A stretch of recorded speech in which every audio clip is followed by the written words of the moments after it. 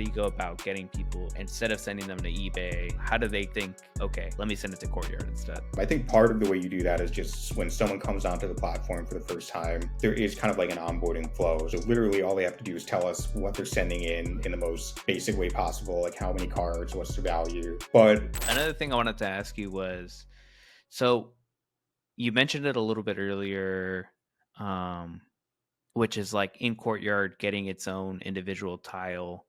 And I know that there's like 20,000 cards, but as you know, there's like a million cards out there. Um, are there like any active plans or campaigns to get more cards put into essentially vaulted with you guys? So like to get people to send over their Yu-Gi-Oh cards or their One Piece cards or all these baseball cards or MLS cards or whatever, like is there how do you guys go about that essentially? Is how do you go about getting people instead of sending them to eBay or wherever it is that they're sending them to, all XYZ or whatever, how do they think, okay, let me send it to Courtyard instead? yeah, I mean, yeah, in terms of like the market share of like just pure graded cards out there, like yeah, we're still majorly tip of the iceberg. I think part of the way you do that is just when someone comes onto the platform for the first time, how do you guide them? Like what do you draw their attention to? And for people who are coming to Courtyard for the first time and creating an account, there is kind of like an onboarding flow. So it's like, hey, I'm new here, just creating an account. There are a few touch points where it's like we can kind of educate them on what they can do as far as vaulting, and they get some reminders and some like gentle nudges about maybe it's time, maybe you want to try sending that card in. Obviously, like I think one of the biggest parts that like eases the friction is that it's super easy. Like you don't have to. We provide the prepaid insured shipping label, so literally all they have to do is tell us what they're sending in the most basic way possible, like how many cards, what's the value, package it up with the label and drop it off at USPS. So I think that's the key part of it is like once we tell someone how it works, there's no other real hoops they have to jump through, nothing else they have to pay to get it shipped. Um, but yeah, I mean, it's all about eyeballs, right? It's like who's paying attention. Our home has been crypto Twitter historically, and we've grown a lot. Like went from 1,000 follower account for a long time to then like once we launched our own marketplace instead of just being on OpenSea and all of that. Now like 30K and hopefully to the next 60, 100, whatever it is. But historically, like we've just been focused on crypto Twitter, and I think when we were in like the honeymoon phase of NFTs, thinking like what was the phrase like onboard the masses, right? Like that was going to happen so soon. Like everyone was just going to come to us. So all we had to do was stay put, wait for like everyone to realize that like Web3 is the future, get a MetaMask, get a ledger, and like just come to us. Like and obviously like it was the other way around. Like we still very much have to go the other direction, hide all the Web3 wires, get people to understand the value of using our Web3 based platforms, even if they're not realizing it's Web3.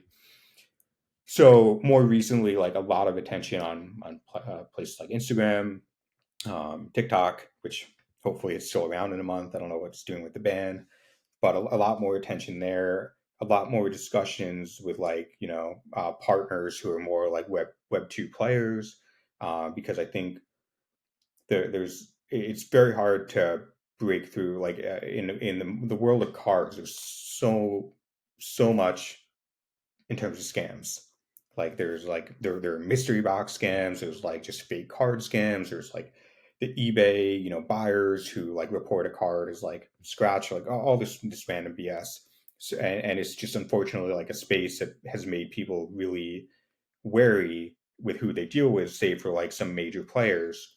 So I think it takes time to establish that trust. But once you do break through, I think that's the real like game changer, because if you're vetted in a way by like the other major players, that creates like a really strong flywheel of more and more people coming through.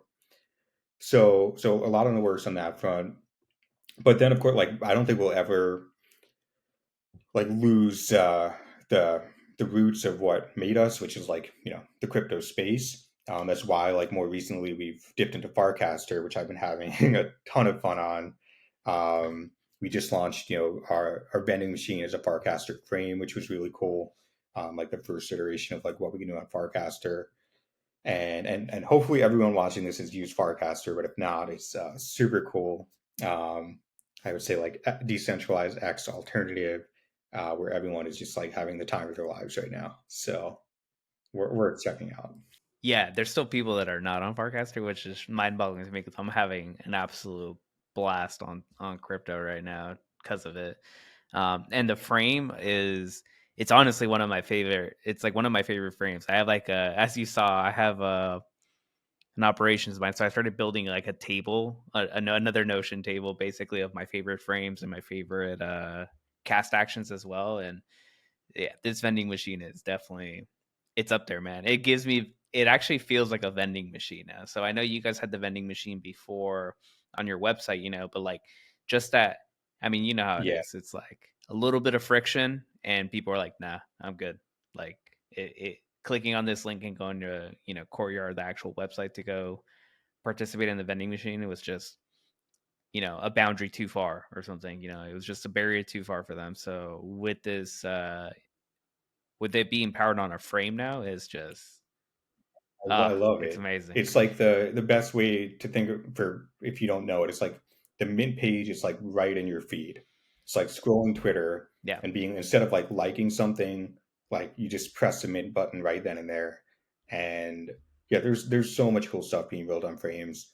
I think like this is definitely like version one of the vending machine frame, but super cool to have it out there. Perfect timing with FarCon this past week. I know we had a couple people at FarCon who were definitely like telling people about it, so really worked out.